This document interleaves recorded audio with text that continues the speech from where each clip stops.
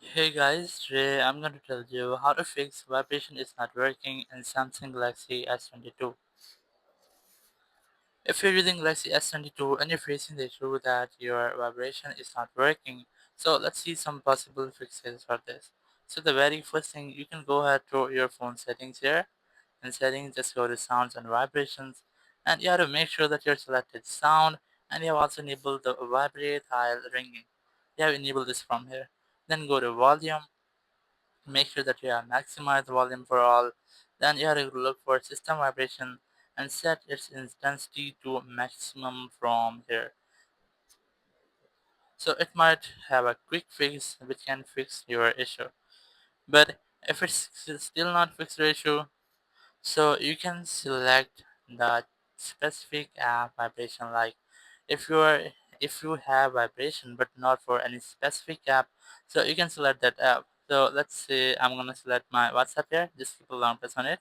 Click on this info button or eye icon here.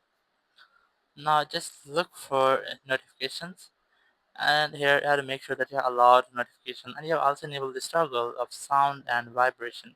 It will allow your phone to vibrate when you receive a notification from that specific app. So it might fix your issue.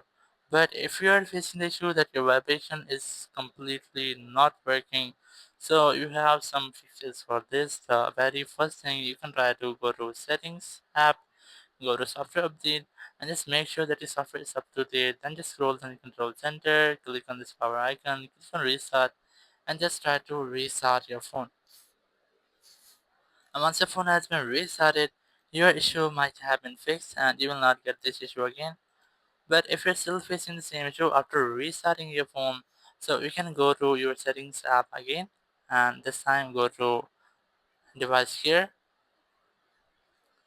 go to diagnostics, and here just click on phone diagnostics here, and here it will automatically diagnose your phone. It will check everything of your phone, including a vibration motor. So you have to check that your vibration motor is working on your phone. So once you have done, your issue might have been fixed and you will not get this issue again. Thank you very much for watching the video. Until next video, bye bye.